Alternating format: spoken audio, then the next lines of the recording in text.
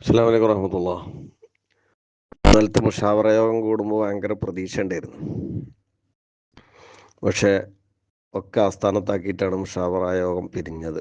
കാരണം സംഘടനാ പ്രശ്നങ്ങളിൽ ഒരുപാട് പ്രയാസങ്ങൾ സംഘടനാ പ്രവർത്തകന്മാർക്കുണ്ട്.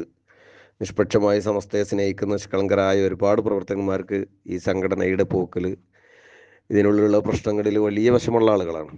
അപ്പോൾ അതിനൊരു പരിഹാരം നമ്മുടെ മുഷാവറയിൽ എന്തെങ്കിലും ഉണ്ടാകുമെന്ന് പ്രതീക്ഷിച്ചിരുന്നു. കാരണം അതിനും ഒരു കാരണമുണ്ട്.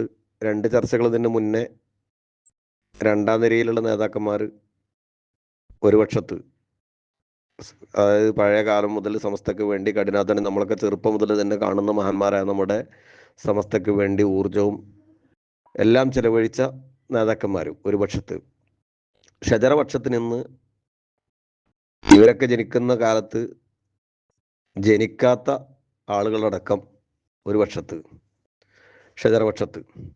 ഇങ്ങനെ യോഗം കൂടി അടുത്ത യോഗത്തിലേക്ക് വെച്ചു. രണ്ടാമത്തെ യോഗം കൂടി. രണ്ടാമത്തെ യോഗത്തിൽ അവർ ഒരാൾ മാത്രം വന്നു, ബാക്കിയുള്ളവർ വന്നില്ല.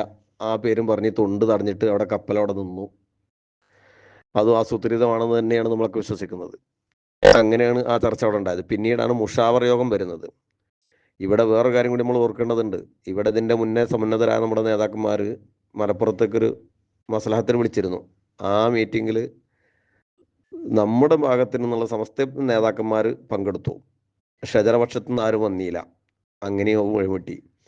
ഇപ്പം ഈ മുഷാവറ മീറ്റിങ്ങിലും രസകരമായ സംഭവങ്ങളൊക്കെ ഉണ്ടായി. അതായത് വലിയ പ്രയാസം എന്ന് തന്നെ പറയണം, രസകരമെന്നല്ല, വലിയ സങ്കടകരമായ വിഷയങ്ങൾ തന്നെ ഉണ്ടായിട്ടുണ്ട്. ബഹുമാനപ്പെട്ട സാദിഖ് അലി ശിഹാബ് തങ്ങളെ മുഷാവറയിൽ എടുക്കണം, പാണക്കാട്ടിൽ നിന്ന് തങ്ങന്മാരെ രണ്ടുപേരെ മുഷാവറ എടുക്കണമെന്ന് പറഞ്ഞു. മുഷാവറ അമ്പർ അങ്ങനെ പല ആളുകളും സാദിഖ് അലി ശിഹാബ് തങ്ങളെ എങ്കിലും എടുക്കണം എന്നുള്ള തീരുമാനങ്ങൾ പറഞ്ഞു. ഒന്നോ രണ്ടോ മൂന്നോ അല്ല ഞാൻ മനസ്സിലാക്കിയത്. അതിന് മറുപടി പറയാൻ പോലും കഴിയാത്ത രീതിയിൽ നമ്മുടെ സമുന്നതരായ നേതാക്കന്മാർ പ്രതിരോധത്തിലാണ് എങ്കിൽ, കാരണം നിയന്ത്രിക്കേണ്ടവർ അവരാണ്.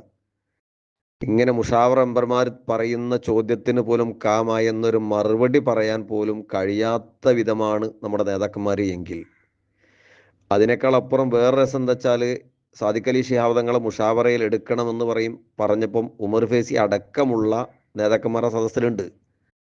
എടുക്കണ്ട എന്നോ ഈ നേതാക്കന്മാർ പറഞ്ഞതിനെ എതിർക്കുകയോ അവർ ചെയ്തിട്ടില്ല.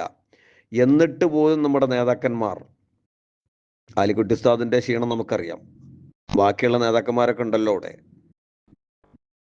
അപ്പം അവർ ഒരക്ഷരം മിണ്ടിയിട്ടില്ല. ഇതിൽ നിന്ന് ഞാൻ മനസ്സിലാക്കുന്നത്, ഒന്നുകിൽ മരത്തിൽ